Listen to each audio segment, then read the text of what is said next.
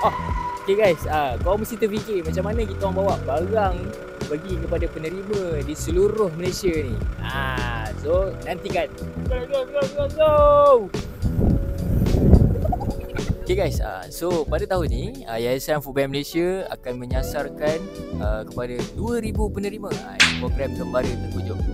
Jadi siapakah komuniti yang kami akan sasarkan? Kita akan sasarkan kepada penuri getah, nelayan dan juga orang asli di pedalaman. Tapi dengar pedalaman kan, macam mana kita masuk? Jadi jentera utama yang kami akan gunakan semasa Gembara Terkujur ni ialah for sure lori dan juga 4x4 sebab kita akan melayani off-road di sepanjang jalan kita sampai ke pedalaman. Okey, korang nak bantu komuniti yang terkesan? Klik link di bio dan sumbang hari ini kerana sumbangan anda amat bermakna dan akan mengukir senyuman di setiap keluarga.